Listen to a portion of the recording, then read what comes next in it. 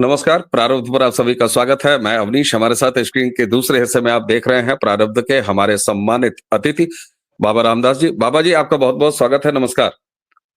जय श्री राम जी, जय जय श्री राम। दर्शकों, बांग्लादेश से कई खबरें ऐसी हैं जिसको लेके हमारे भारत में, हमारे आप सबके बीच में चर्चाएं लगातार हो रही हैं। चाहे वहां पर यूनुस के सत्ता में काबिज होने के बाद बांग्लादेशी हिंदुओं की प्रताड़ना हो, लगातार उनकी हो रही हत्याओं की बात हो, या फिर हिंदू संत चिन्मया दास की गिरफ्तारी, जो कि उनको जमानत तक नहीं मिली और अब वो 1 महीने के लिए जेल में है। लेकिन इधर बहुत कुछ ऐसा है कि यूनुस जिस रास्ते पर चल निकले हैं, वो बांग्लादेश के हवाले से एक नई बात है। ये बात तो देखने में आ रही है कि यूनुस लगातार कट्टरपंथियों को बढ़ावा दे रहे हैं, कट्टरपंथियों को प्रमोट कर रहे हैं। भारत विरोधी एक मानसिकता का सृजन हो रहा है, वो भी यूनुस की छाया में हो रहा है। अभी तक हिंदू विरोध, उसके बाद भारत विरोध। भारत को अब शत्रुओं की लिस्ट में शामिल करने की राह पर निकल पड़ा है बांग्लादेश। और खतरनाक बात यह है, और मजे की बात भी यह है, कि हमारी स्वर्गीय प्रधानमंत्री इंदिरा गांधी जी ने जिस तरीके से साल 1971 में बांग्लादेश के मुक्ति संग्राम में मदद करते हुए बांग्लादेश को जन्माया था, बांग्लादेश को पैदा किया था, आज उसी बांग्लादेश में यूनुस की सरपरस्ती में ये नैरेटिव खड़ा किया जा रहा है कि दरअसल 1971 में बांग्लादेश को पाकिस्तान से अलग कराना भारत की साजिश थी। बाबा जी, ये बात मैंने आपको बताई। अब बांग्लादेश में इस तरह की बातें चल रही हैं कि बांग्लादेश बनाना भारत की साजिश थी, यानी पाकिस्तान से अलग करना भारत की साजिश थी। ये नैरेटिव खड़ा किया जा रहा है सर। और इससे पहले हिंदुओं को सीधे सीधे ये कहा जा रहा है कि या तो इस्लाम स्वीकार कर लो या बांग्लादेश छोड़ के चला जाओ। इससे पहले कि हम बातचीत शुरू करें, जरा ये वीडियो मैं दर्शकों को दिखाना चाहूंगा। ये वीडियो देखिए सर।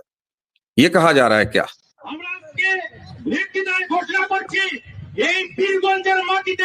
ইসকনের কোনো সমাবেশ হতে দেওয়া হবে না। জয় শ্রীরাম বলে কেউ যদি পীরগঞ্জের মাঠটার এক পাওয়া মিছিলে যায়, আমরা পীরগঞ্জের তৌহিদ জনতা তাদেরকে রুখে দিতে বাধ্য হব ইনশাআল্লাহ।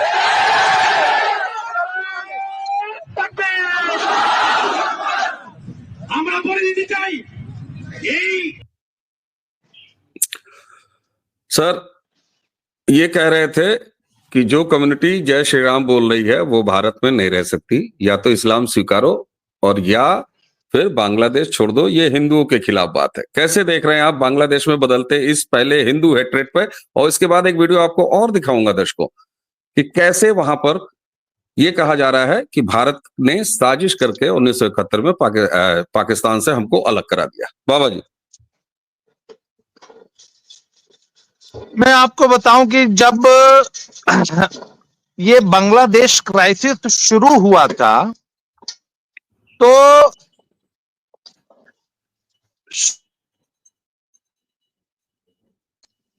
जब ये सर क्राइसिस शुरू हुआ था तो एक मीम चला था इंडिया में कि वो जीडीपी भारत से ऊपर निकल गई थी, हैप्पीनेस इंडेक्स भी भारत से ऊपर निकल गया था। तो फिर अचानक उनको ये इल्हाम हुआ कि अबे हम तो जिहादी है यार, हमें हैप्पीनेस इंडेक्स से और हमें जीडीपी से और हमें इंडस्ट्रियलाइजेशन से और हमें डेवलपमेंट से क्या मतलब है। तो वो वापस उसी रास्ते पे चल पड़े। अब सर, वो हमारे यहाँ गांव में एक कहावत है कि लौंडे जो होते हैं ना सर, लौंडे, वो लौंडे बाजों की सोहबत में ही खुश रहते हैं।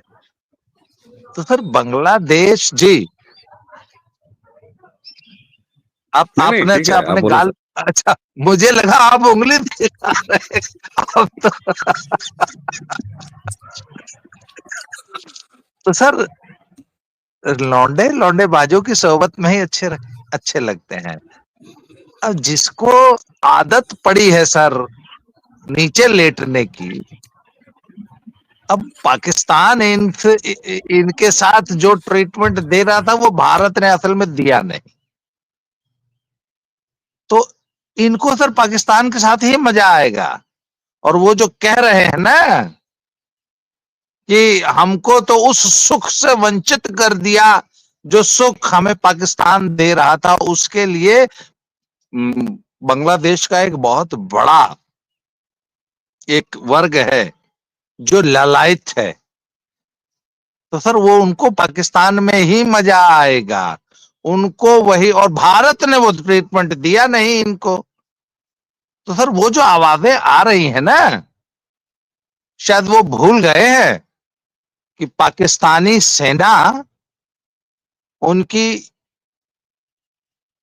अम्मा और दादी के साथ वो जो लेक्चर दे रहा था ना, उससे पूछ लो कि बेटा अभी शायद वो पीढ़ी खत्म हो गई होगी या वो अब काफी बुजुर्ग हो गई होगी। 1971 वाली उस पीढ़ी से एक बार पूछ लो कि पाकिस्तान ने क्या हाल बनाया था पाकिस्तान की सेना ने। और वो तो शुक्र मनाइए कि इंदिरा जी ने इंडियन आर्मी भेज के जो मुक्ति वाहिनी बना के और उनको जो उस अत्याचार से मुक्ति दिलाई, तो बजाय उसके एहसानमंद होने के, खैर होता है सर, ये कोई बहुत आश्चर्यजनक करने वाली बात नहीं है। और इंदिरा जी के लिए मैं सिर्फ एक बात कहूंगा सर, 1971 की जो वॉर थी ना, वो इट वॉज अ मिलिट्री, मतलब शौर्य, हमारी सेना का शौर्य, सेना का पराक्रम था वो। हमारी पॉलिटिकल लीडरशिप तो हमेशा से टेबल पे हारती आई है। तो भारत ने जब 93,000 पाकिस्तानी जो सैनिक अपने कब्जे में ले रखे थे, उस वक्त अगर कोई कायदे का स्टेट्समैन रहा होता तो अपने देश की जितनी समस्याएं थी उस समय की भी और फ्यूचर की भी, वो सभी हल कर सकता था। कश्मीर की समस्या भी हल हो सकती थी, बांग्लादेश वाली समस्या भी हल हो सकती थी, और जितने हमारे बॉर्डर डिस्प्यूट्स थे पाकिस्तान के साथ वो सभी हल कर सकते थे। और वो जाके टेबल पे हार गई।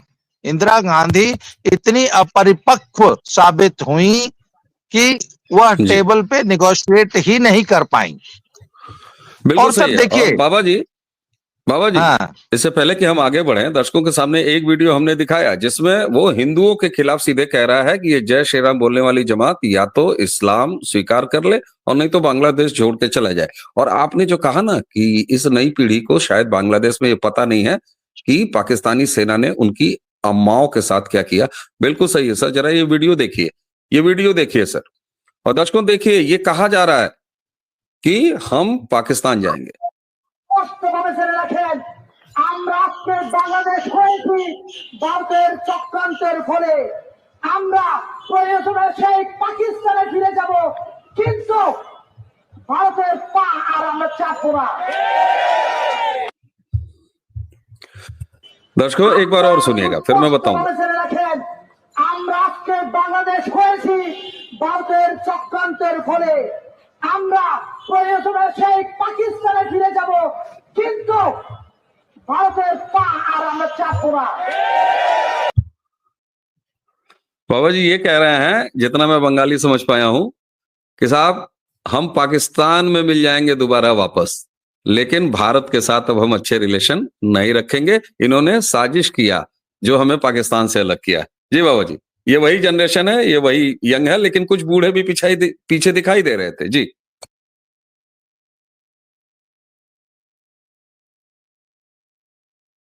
आप म्यूट हैं सर।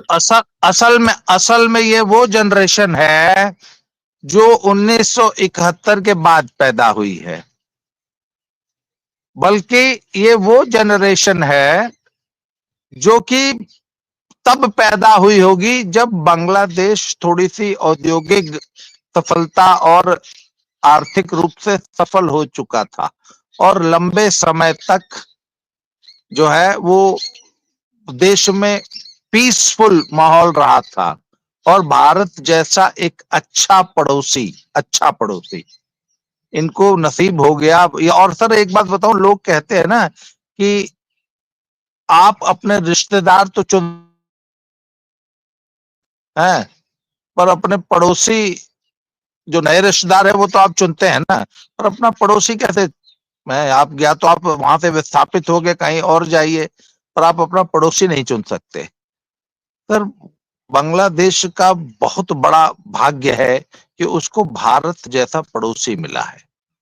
और आप देखिए कि आज बांग्लादेश की जो जो भौगोलिक स्थिति है, वो 3.5 तरफ से तो भारत से घिरा हुआ है ना। और भारत उसको अपने बच्चे की तरह आज तक हमेशा ट्रीट करता आया है। भारत की ये नैतिक जिम्मेवारी रही कि वो बांग्लादेश चूंकि हमने पैदा किया है, इसलिए हम उसका लालन पालन पोषण, उसके परवरिश का भी ध्यान रखें, और भारत ने वो अपना कर्तव्य बखूबी निभाया है। एक दूसरा मैं आपको कारण बताऊं कि बांग्लादेश ने जो पाकिस्तान की तुलना में बहुत तेजी से जो तरक्की की, उसका एक सबसे बड़ा कारण ये रहा कि पाकिस्तान को एक बहुत बड़ी मिलिट्री आर्मी मेंटेन करनी पड़ती है। वो दुर्भाग्य से एक ऐसी आर्मी है जो वर्ल्ड की सबसे करप्ट आर्मी है। और आप कल्पना करके देखिए कि आज अगर पाकिस्तान जैसे किसी, या इंडिया को अगर आर्मी डिफेंस का खर्चा ना हो, तो एजुकेशन, हेल्थ, इंफ्रास्ट्रक्चर और ऐसे जो जन कल्याणकारी जो काम होते हैं उनके लिए कितना पैसा बच जाएगा। क्योंकि किसी भी देश का जो सबसे बड़ा बजट होता है वो मिलिट्री का होता है। बांग्लादेश इस मामले में इतना भाग्यशाली रहा कि उसका बॉर्डर इंडिया के अलावा किसी अन्य देश के साथ लगता ही नहीं है। तो न तो बांग्लादेश को कोई बहुत बड़ी आर्मी मेंटेन करनी है, क्योंकि भारत ने उसको कभी ये जरूरत महसूस होने नहीं दी कि उसको हमसे किसी प्रकार की कोई सामरिक समस्याएं आए, मिलिट्री, हम उसको मिलिटरली परेशान करें, और उसको हमसे निपटने के लिए एक बहुत बड़ी आर्मी, अपने सारे बॉर्डर्स को महफूज रखने के लिए, उसकी सुरक्षा के लिए, जैसे भाई हमारे इंडिया के होते हैं कि हमें तो 2.5 युद्ध लड़ने पड़ रहे हैं ना, वो जनरल बिपिन रावत की वाली बात। एक तरफ हमारे चाइना है, दूसरी तरफ हमारे पाकिस्तान है, और हमें दोनों हॉस्टाइल कंट्रीज है हमारे लिए। छोटे मोटी प्रॉब्लम्स जो है वो नेपाल और मालदीव और श्रीलंका और बांग्लादेश जैसे ये पिद्दी देश भी हमारे लिए पैदा करते रहते हैं। तो सर, बांग्लादेश इस मामले में कितना भाग्यशाली रहा, और उसका नतीजा, और एक अच्छी गवर्नमेंट, शेख हसीना की गवर्नमेंट, ये दोनों उनके लिए बांग्लादेश की जनता तो बड़ी वाकई भाग्यशाली मानता हूं मैं कि उनको एक अच्छी गवर्नमेंट मिल गई एक लंबे समय तक, और भारत जैसा पड़ोसी मिल गया। अब सर, मुझे लगता है कि ये जो तत्व अब उभर के आ रहे हैं, ये देखिए, डीप स्टेट की कॉन्स्पिरेसी यहां पर बड़ी सफल होती हुई दिखाई दे रही है। डीप स्टेट का जो मुख्य उद्देश्य था कि भारत अपने सभी पड़ोसी देशों से सबसे पहले तो उलझ जाए, उसके लिए नए नए फ्रंट्स खुल जाए, और भारत की जनता, आम जनता, सरकारों में के बीच में जो एनिमोसिटी है वो एक अलग चीज होती है, आम जनता के बीच में एक दूसरे के प्रति तलखी पैदा की जाए, और भारत के लंबे समय तक बांग्लादेश से रिश्ते खराब किए जाएं। तो ये डीप स्टेट एजेंट्स जो कि बांग्लादेश में हैं, ये उनको यूनुस ने खुला छोड़ दिया है। और मुझे ऐसा लगता है कि सर, ये 20 जनवरी तक ऐसे ही चलेगा, या जब तक 20 जनवरी के बाद देखते हैं मोहम्मद यूनुस का क्या होता है, और बांग्लादेश में जो नई सरकार बनती है नहीं बनती है, क्या होता है, और क्या इसी तरह फ्री रन मिलता है मोहम्मद यूनुस को।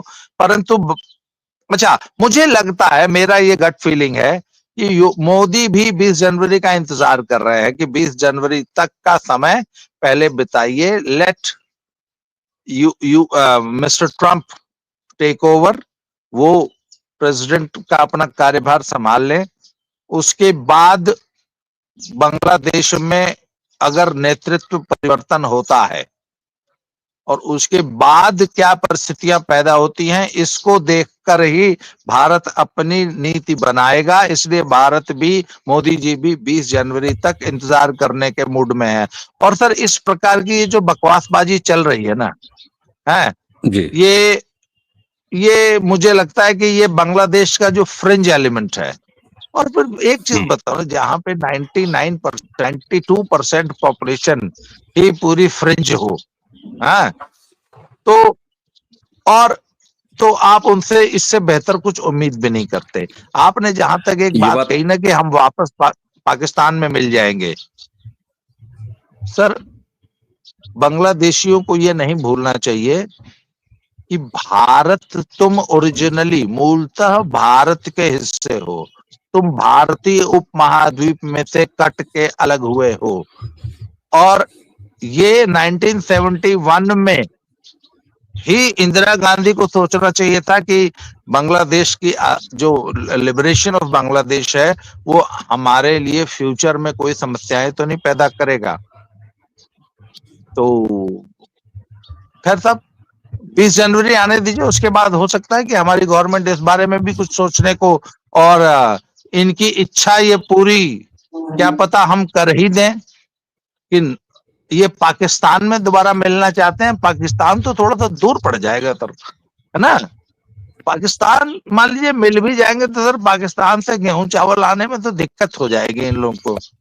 तो हो सकता है वहां की जनता, अच्छा एक मिनट, वहां की जनता कहने लगे कि नहीं हम तो हिंदुस्तान में मिलेंगे। मान लीजिए अब विलय की ही बातें चल पड़े, एक वर्ग कहेगा हम पाकिस्तान में मिलेंगे, अगर एक और वर्ग खड़ा कर देता है भारत कि नहीं भैया हम तो हिंदुस्तान में मिलेंगे, और कुछ बॉर्डर एरिया हमसे मिलने के लिए ललायत हो जाते हैं, तो ये तो सर जैसे रिश्तेदारियां नहीं होती है। अब पढ़ो जी, मैं तो आपकी बहू बनूंगी, तो अगर रिश्ता अच्छा है तो ले लेने में हर्ज नहीं है सर, क्यों? नहीं, बिल्कुल बात सही है। और आपने एक चीज कहा ना, जो आप ये कह रहे हैं कि अभी ये जो चल रहा है, और आपने डीप स्टेट का नाम लिया, बिल्कुल आपने देख लिया नोबल किस तरीके से दे रहा है बराक ओबामा। और बराक ओबामा, क्लिंटन, और ये हिलेरी क्लिंटन, और उसके साथ बाइडन, और ये सारे लोग किस तरीके से आखिर 3 दिन के अंदर शेख हसीना ने बांग्लादेश छोड़ा और यूनुस को वहां पर काबिज करा दिया गया। लेकिन आप सर ये कह रहे थे कि फ्रिंज एलिमेंट हैं, ये केवल 20 जनवरी तक करेंगे। सर चिंता तब बढ़ जाती है, और फ्रिंज एलिमेंट ही सही, लेकिन जब उसको इस समय बांग्लादेश का जो चीफ है, अनऑफिशियली या अनाधिकृत रूप से जो भी कहिए यूनुस, उसका सपोर्ट हासिल है, तब ये फ्रिंज एलिमेंट अगर ऐसा कर रहे हैं तो ये चिंता निश्चित रूप से बढ़ जाती है सर। इस मामले में ये बात थोड़ी दूसरे तरीके से देखनी पड़ेगी जी।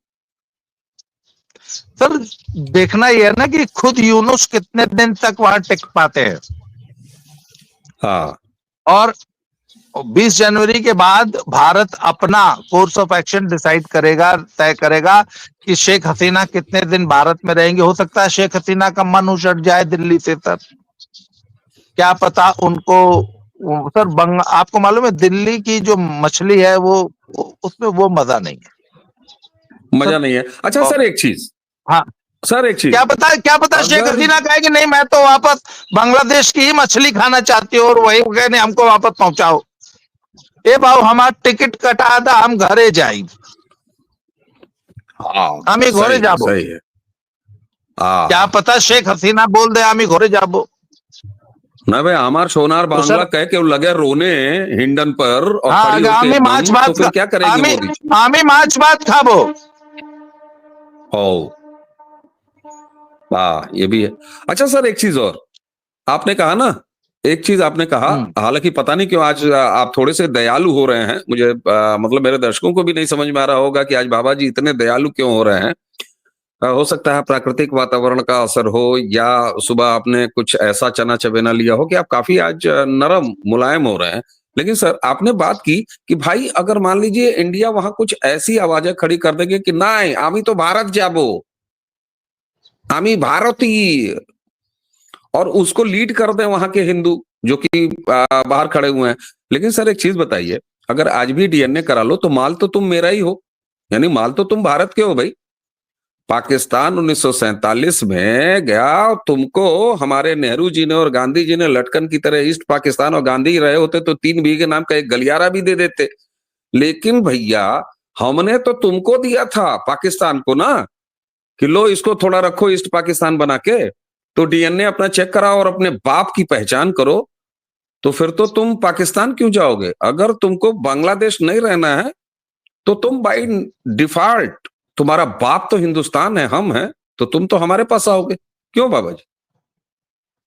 सर देखिए, डीप स्टेट हमको गहरा राज्य बनाने से कौन रोक रहा है? अरे भाई, एक डीप स्टेट अगर अमेरिका में हो सकता है तो एक डीप स्टेट भारत में क्यों नहीं हो सकता? पहले तो आप ये बताइए, भारतीय डीप स्टेट हो जाए, और यदि मान लीजिए बांग्लादेश का विलय पाकिस्तान में उठने की आवाज यदि बांग्लादेश से उठ सकती है, तो उसी बांग्लादेश से 2-4 करोड़ 10 करोड़ लोग ये बोलने लग जाए कि विलय तो बेटा होगा, पर होगा इंडिया से। अगर ऐसी आवाज उठने लग गई, और सर भारत के लिए ये कितना मुश्किल काम है, आप बताइए। बिल्कुल सही बात है सर, बिल्कुल सही बात है। लेकिन एक दुर्भाग्य देखिए, आपने अभी शुरू में कहा कि ये सब अच्छा प्रगति कर रहे थे, हैप्पीनेस इंडेक्स में ससुरे ऊपर थे, अचानक इनको याद आया, इल्हाम हुआ कि अबे हम तो मुसलमान हैं भाई, हमको तो तालिबान बनना है। ये जो आपने बात कही, आप सोचिए जरा, 1971 की मेरी पैदाइश है। मेरे पिताजी कहते थे अगर तुम ठाकुर या हम क्षत्रिय होते तो तुम्हारा नाम ढाकाजीत सिंह रखा गया होता, क्योंकि 26 नवंबर 1971 मेरी पैदाइश की डेट है और ब्लैकआउट चल रहा था। और आप सबको पता है 27 नवंबर 1971 का अगर भारतीय अखबारों का हेडलाइन अगर पढ़ा जाए तो हमें आज भी मेरे घर में एक फ्रेम करके रखा हुआ है, Dhaka in the range of artillery, Dhaka तोपों की मार में। तो पिताजी बड़ा मजाक में कहते थे कि अगर क्षत्रिय होते तो तुम्हारा नाम हम ढाकाजीत सिंह रखते हैं अवनीश की जगह। सवाल ये होता है सर, 30 लाख तुम्हारे आज बांग्लादेशी तुम्हारे बुजुर्गों के कत्ल की जमीन पर, उनके शहीद होने की जमीन पर तुम्हारा बांग्लादेश खड़ा है, तुम्हारा अपना बांग्लादेश खड़ा है। तुम इतने एहसान फरामोश हो, तुम अपने 30 लाख बुजुर्गों की लाशों को भूल गए। हजारों हजार लाखों लाख तुम्हारी अम्मियों, तुम्हारी दादियों, तुम्हारी नानियों के साथ पाकिस्तानी सेना ने जो बर्बर बलात्कार किया था तुम उसको भूल गए। तुम्हारी लुंगियां उठवा उठवा के चेक किया जाता था, ये तस्वीरें गूगल में आज भी मौजूद है, दर्शक देख सकते हैं, तुम उसको भूल गए। ये कितनी पतित कौम है सर। ये कट्टरवाद जो आता है इनके यहाँ, ये जो रेडिकल फोर्सेस हैं, ये जो मुल्ला का इस्लाम है, ये कितनी बज़ात कौम है सर। ये इतनी शर्मनाक कौम है कि इनको अपने बाप दादाओं के कत्ल भूल जाते हैं, इनको अपनी अम्मियों, अपनी दादियों, अपनी नानियों, अपनी चाचियों, अपनी बुजुर्ग महिलाओं के बलात्कार भूल जाते हैं, रेप भूल जाते हैं, और वो भी इतने कम सालों में, 71 से लेके अब तक।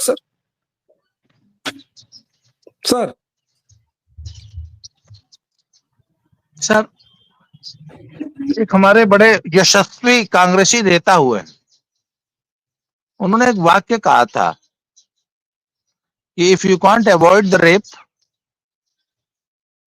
स्टार्ट एंजॉइंग, कहा था ना। तो ये जितने लोग बोल रहे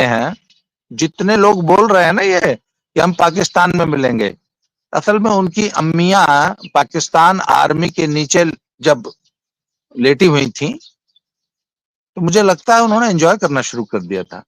उनसे जो औलादें पैदा हुई सर, उससे जो औलादें पैदा हुई ना, वही मांग रही हैं कि हमें पाकिस्तान में वापस मिलना है। यार बहुत बोला, खराब नहीं था, मजा तो आ रहा था।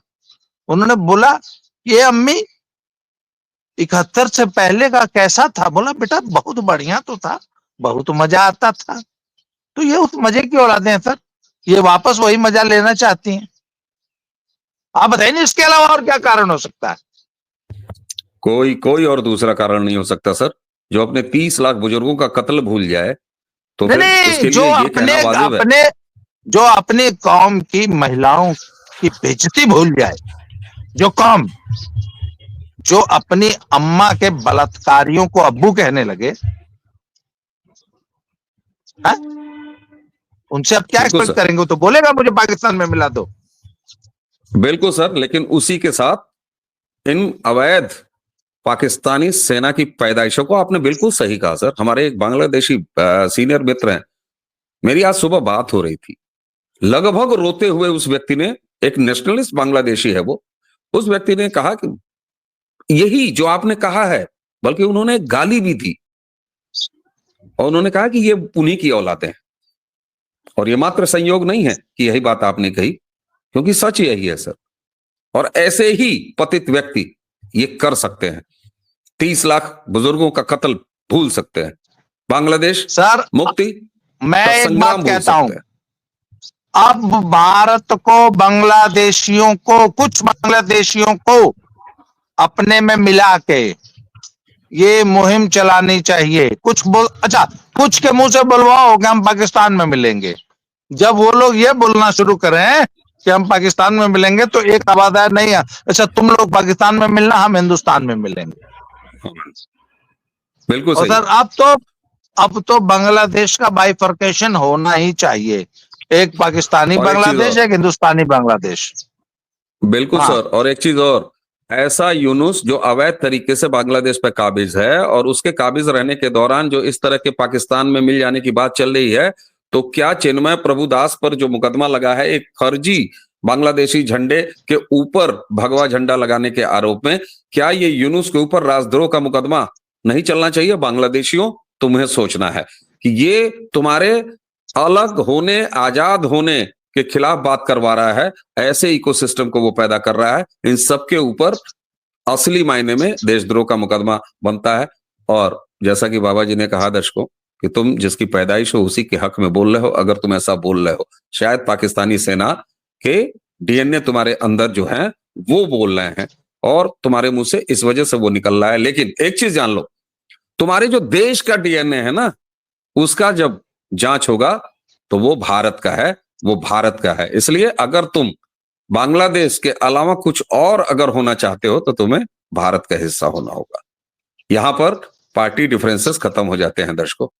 इंदिरा जी ने अगर बांग्लादेश जन्माया तो निश्चित रूप से कांग्रेस ने कई सारी पॉलिटिकल भूल किया है।